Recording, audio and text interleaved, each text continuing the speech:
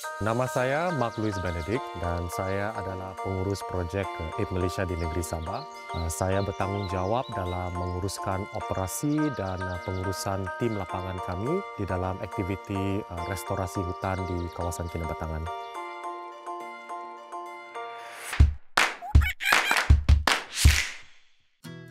Projek restorasi hutan aid Malaysia bermula di Kinabatangan pada tahun 2009, bertempat di Kampung Sukau di dalam Sanctuary Hidupan Liar Kinabatangan. Projek kami dijalankan dengan usaha sama Jabatan Hidupan Liar Negeri Sabah. Objektif utama adalah untuk menyambung semula koridor hutan yang penting untuk pergerakan haiwan di sepanjang Kinabatangan.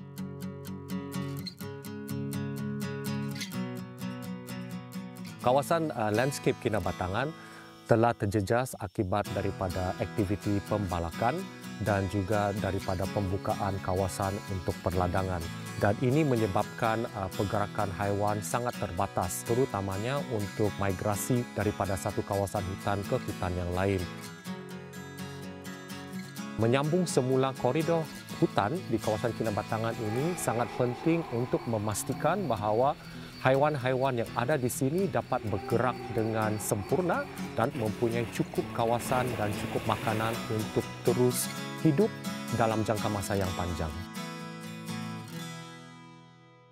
Sekarang kita akan bawa semua pokok-pokok ni. Kita akan bawa pergi kita punya site sebelah sana lah.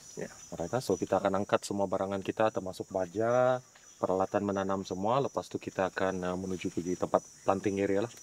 Okey, so mari kita mula sekarang. Jom.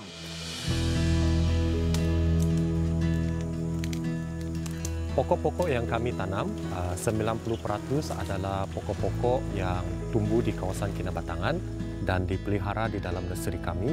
Manakala 10% lagi adalah pokok-pokok buah-buahan. Kami ada 3 fasa penanaman, yang mana fasa pertama akan melibatkan penanaman pokok-pokok yang cepat bertumbuh untuk menghasilkan kanopi hutan.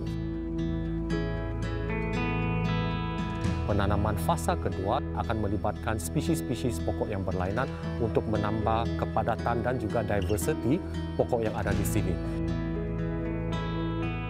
Dan fasa ketiga adalah untuk penanaman pokok daripada famili Dipterocarpa. Projek penanaman pokok tidak akan berjaya jikalau tidak melakukan aktiviti penyelenggaraan.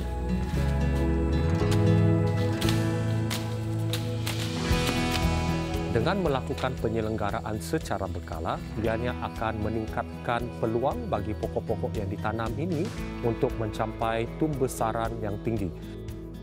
Jikalau aktiviti maintenance dilakukan secara berkala, 3 hingga 4 kali setahun, ianya akan meningkatkan pertumbuhan pokok sehingga lebih daripada 75% akan hidup di kawasan tersebut.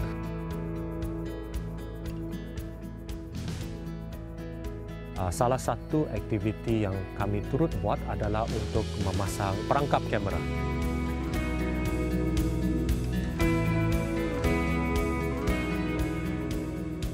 Sebanyak 32 spesies telah direkodkan menggunakan kawasan yang telah ditanam semula. Jadi segala rekod-rekod dan data-data yang kami ambil ini dapat digunakan untuk memastikan bahawa projek restorasi hutan yang dijalankan ini dapat menanam pokok-pokok yang sesuai dengan apa spesies haiwan yang menggunakan kawasan ini.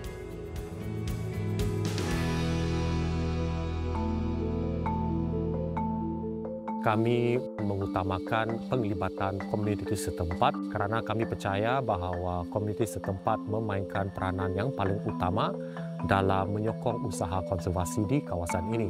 Sekaligus dapat menyumbangkan kepada kebajikan dan juga peluang pendapatan kepada komuniti setempat.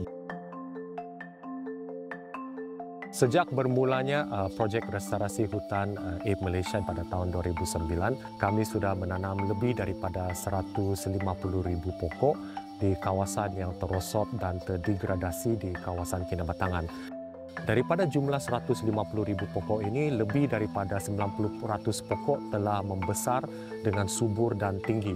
Antara yang menjadi highlight bagi tim kami adalah pokok-pokok yang telah kami tanam ini telah digunakan oleh hidupan liar sebagai kawasan pergerakan dan juga sebagai habitat untuk mereka mencari makanan.